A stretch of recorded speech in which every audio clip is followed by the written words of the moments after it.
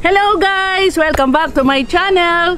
So in this video guys ay nandito kami ngayon sa Caliraya, Laguna. So saan kami pupunta? Sa The Lake House. Very excited guys! Bago ang lahat, kung hindi ka pa subscriber, mag-subscribe ka na and ring the notification bell para updated ka sa aking mga videos!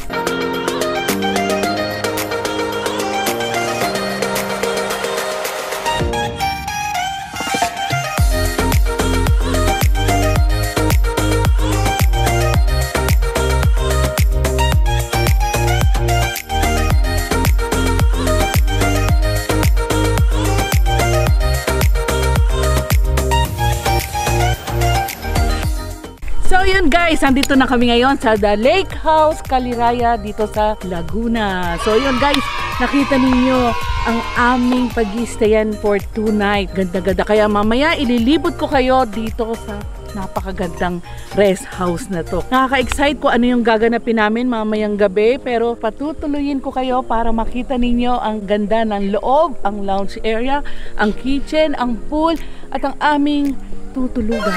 10 minutes lang ang aming boat time papunta rito kay Kuya Jeff at kay Tatay Goryo. So pupunta ngayon tayo una sa lounge area. So dito sa side na to, yung bahay na yan guys, so nakikita nyo yan lounge area dyan.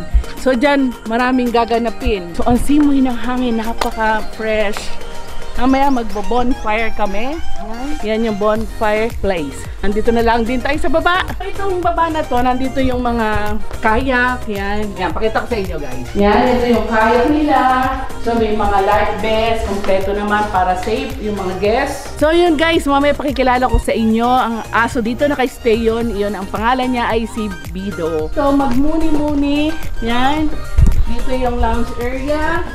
Yung mga time na mag-bonding, magkwentuhan. So dito maraming mga gamit na pang games, board games, anything. So mamaya puntahan natin. So yan, may duyan. Gusto mong mag-muni-muni, tumingin sa kawalan, yan. At mag-inhale exhale. So yon. At dito guys, dito sa lounge area, bawal kumain. So syempre, ang gusto ng owner na maintain, walang mga langgam, ganon. Kaya di pwede dito yung mag-coffee, mag-chichirya, or anything na kakainin. Bawal. Ito yung laruan lang. So ito yung mga Jenga, Monopoly. So yun guys, itong area na to ay naka-aircon naman. Pero ang gamit nila dito ay solar. So hindi sila nakagamit ng mga kuryente, kaya solar lang. Electric pa naman. Lipat tayo ngayon sa kitchen. So yun, yung sinasabi ko yun guys. So dito kailangan lang magluto, kumain, mag-coffee, kumain ng mga chips. So dito lang sa area na to. Siyempre, habang kumakain ka, maganda rin ang yung tanawin. Diba? So, habang kumakain ka dito, tanaw ka lang, lumanghak ka lang ng fresh air. Amaze na amaze ako doon sa design ng house. Napakaganda ng kitchen. Good na good. So yan, dito kami magluluto mamaya, mag-i-stay. Kompleto naman guys yung mga gamit dito. So wala ka nang dadalhin, kundi yung mga food lang. Dito, another area ng kitchen kung saan ka pwedeng mag-grill. So ito, yan. O, diba? Wow, may ka-partner na initan ng tubig. Yan. Siyempre, hindi pwedeng wala ang coffee. And then ito, may baon kaming pizza. Mamaya, lulutuin namin dito sa oven. Right, yan. Yun. At saka yun, pakikilala ko sa inyo si Ate Ann, yung mga caretaker dito. Yan. Yan. Halika yan. Hi. Yan si Ate Ann. At si Kuya Lucky. Lucky, syempre Lucky. Kaya may Lucky sila dahil Lucky ang The Lake House. Yun. Ayun, say hi to Yaya at saka kay aming piloto na si Doc Boy. Talagang napakagaling nila Ate Ann dahil pagdating namin dito, nag-apak ako agad at ang sabi ko, napakalinis ng sahig. So guys, papanik tayo sa taas. Kung bibilangin natin kung ilang step dahil nandun yung swimming pool at saka yung mga rooms. 1, 2, 3, 4, 5.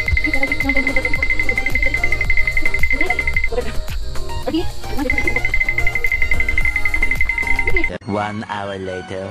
73, 74, 75, 76. So in this side guys, gazebo. So gusto mong magpahinga, anything here ng lugar ay nakaka-relax. So yan guys, ito mukhang malalim. Dito sa pinakadulo, baka siguro 6 feet. Ito ay 13 beds. Ang nakakatuwa dito talaga, walang aircon. Pero may mga kulambu sila. Let's go inside guys. Check natin. Then, o diba? Very romantic para sa couple. So yan, ayan ang mga bintana. And then,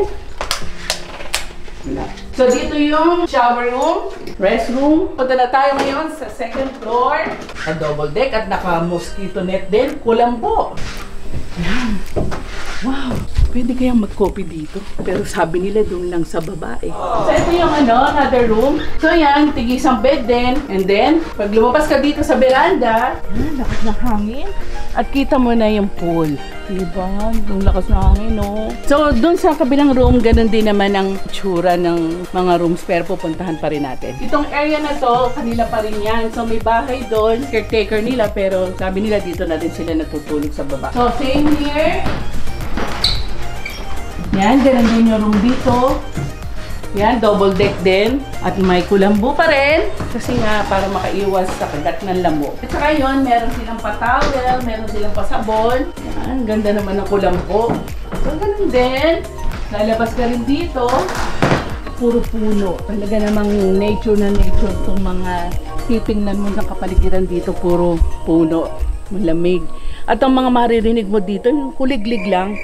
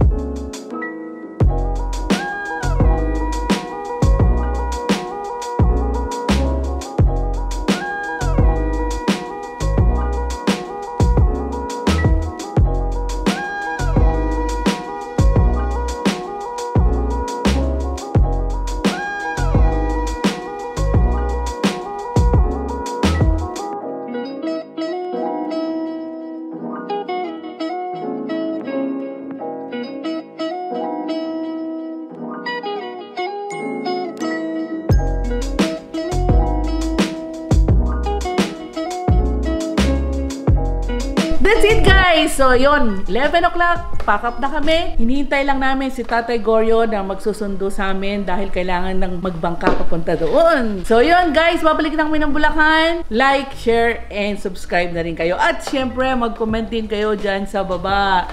So yun, that's it guys. Again and again, thank you for watching and see you on the next vlog. Bye-bye!